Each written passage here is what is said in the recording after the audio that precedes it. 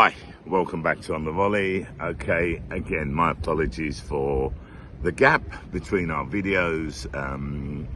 Apart from the fact that I've always said we're part-time, yeah. I think I've said this before, going through some issues with my health. Just last weekend, ended up in a fucking emergency ward, didn't I? I'm thinking to myself, well, going for one thing, turns out I've got something else. So they did all their tests there. They wanted to keep me over the night and see whether or not they have to operate. I didn't stay because my battery was absolutely flat. And I'm thinking, I'm not going to stay in the hospital. No one knows where the fuck I am or what's happening. So I signed myself out, went back to the hospital with like the prescription, okay, receipt, whatever you want to call it. And I've got myself an appointment on the 14th of April, just to get another check and to see whether or not I will have to have an operation. So, we'll see how it goes. Anyway, let's get back to the football. Now, I'm not going to talk too much about our game, which I didn't do a video on, against them lot down the road, which we lost 3-2. Just a quick recap. I mean, you know, my view of it was the first half, we just weren't at the races. I mean, we weren't there. They were all over us in the first half, let's be honest, yeah? We didn't wake up and start playing until we went 2-0 down. What the reasons for that? I have my opinion. My opinion is that I think we went out there with the mentality that we've already won, you know? Plus we had a 16-point gap, and we think to ourselves, you know, well, it's only them lot down the road, you know, we can beat them. I just didn't see that urgency. I saw the urgency from them. I had said before that I think they've improved, you know, and you could see that in the first half. Take nothing away from them, yeah? I'm not going to make excuses. Saying, no, because we didn't play, we went out with this mentality. Football's football. They came out, they took it to us, and deservedly so, they went 2-0 up. And then that's when we started to play. You know, the second half, I think the second half was Celtic. It was all Celtic. You know, we pulled two back, you know, it's 2-2. And then they score the winner to win 3-2. You know what? I think a draw would probably have been the best result there. It would have been the correct result there. But, you know, I take my hat off to them. You know, as much as it hurts me to say that, they probably did deserve the win at the end of it, because let's be honest, we lost it in the first half. Look, I've heard a lot of people, you know, some of my boys that, you know, they sport them lot down the road. And they're saying, well, the wind has changed because they've beaten us on the last two occasions. And they're under the impression that it's changed in their favour. You know, we'll see. We'll see next season, okay? This season, it's all about us. But I just went back to look at, like, the history of our head-to-heads with them, yeah? And I went back to August the 21st. Now, going back all the way to August the 21st, we've played them 20 times, yeah, in, like, the league and cup games. They've won 4 out of 20, which is 20%. Drew 3 with us, okay, which is 15%. And mathematics isn't an opinion. We've won 13 times. 13 to their 4, okay? That's a 65% win rate for us, yeah? So, the stats, the data speaks for itself, yeah? We are the dominant force. So, yeah, okay. They won a game. Instead of us going 19 points ahead, we're 13 points ahead. Wow. You know, it doesn't really make a difference for the league. No, absolutely none. Anyway, so we played Hearts, and I thought we played well in the first half. I mean, great running by Daizen again off the shoulder of the defender. Great ball in by McGregor. Okay, just split the defence. Daizen in there, bam, goal. Second goal, another great ball in. I think it was from Kun, yeah? Daizen okay, he's free. Bam, heads the ball. I thought it was going in, but it hits the post. Goes across the goal, and who's there? That man, Jota, is following up. Bam, 2-0. The third goal, again, Nicholas Kun. Okay, great ball in. Daizen again, bam, goal. I think Callum McGregor had one shot that I can remember, but from outside the box, but not up to his usual standard. It was weak. There was a call for a penalty for us, but let's be honest, it wasn't a penalty. I mean, the Hearts player had his arms up like going ref like this, you know, because they thought there was a foul on their player or whatever, and the ball hit his arm, yeah, so rightly so, it wasn't given as a penalty. I honestly thought them lot down the road were going to lose, because they were down 2-0 to Dundee FC.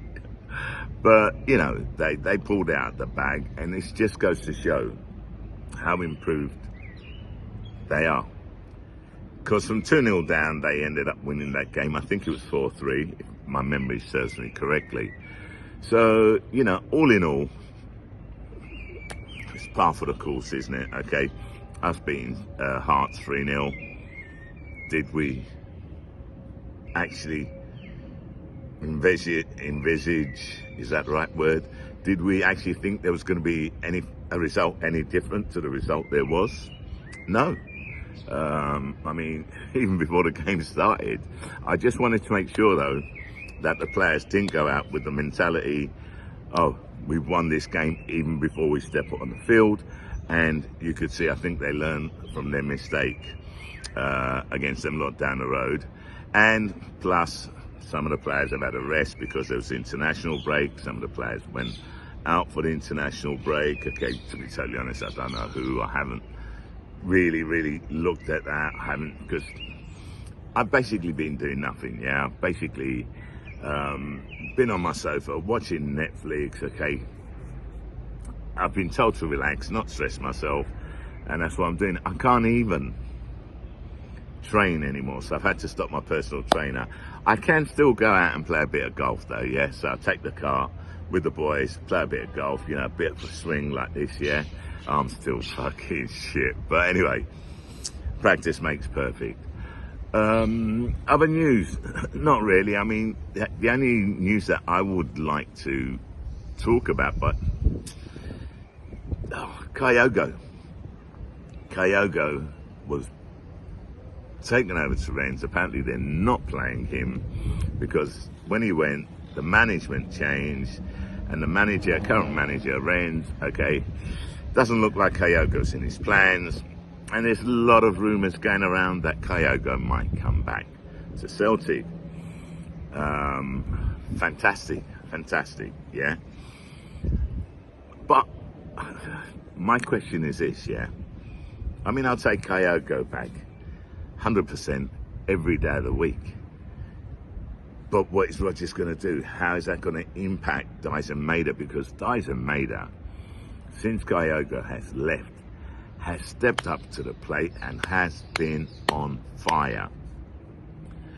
And they've played together anyway, yeah? So, you know, personally, I think, you know, those two together, well, we've seen it, they make a potent force, yeah? It's just that I think Daizen has really improved. I think he loves the fact that he's basically the main man up there, yeah? Let's be honest, everyone thought when Kyogo went that, you know, it would be Adam Eder that would step up.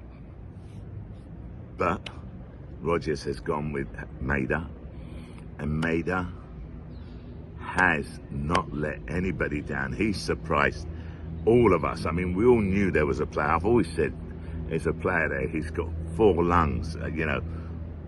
But how he runs off the defender's shoulders, he gets in there, his timing, okay, his judgment, okay, how he reads the ball, okay, is second to none. Yes, Kyogo does that as well.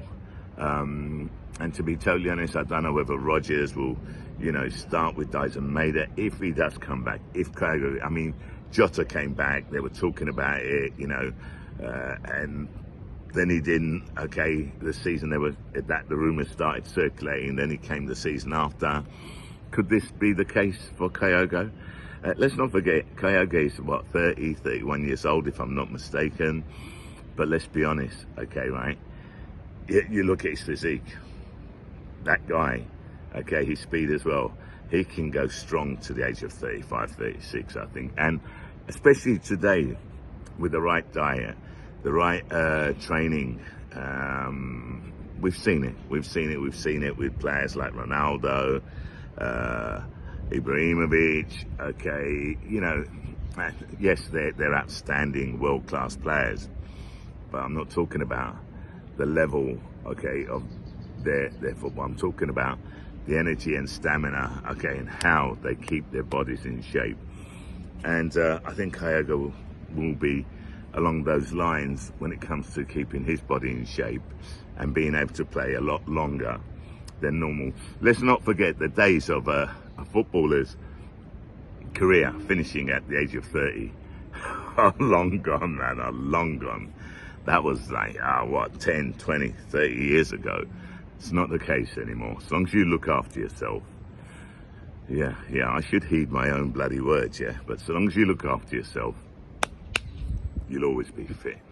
Anyway, that's it for me. It's no use talking anymore about Kyogo. If maybe, will he, won't he? Because at the moment, it's just speculation and rumours. So let's see what happens, okay, at the end of the season. Let's see what comes out. Look, that's it from me. Okay, look, again, thank you for your patience. Mark Nugent, I do apologise. I didn't answer to your last comment. I saw that Keeper had answered. I knew he was going to answer. I didn't look at it until later. Keeper doesn't give the answers I give. It's a little bit longer the ones I give, yeah. But if you make a comment this time round, I'll get back to you. All right, listen, me, Shah, I'm out.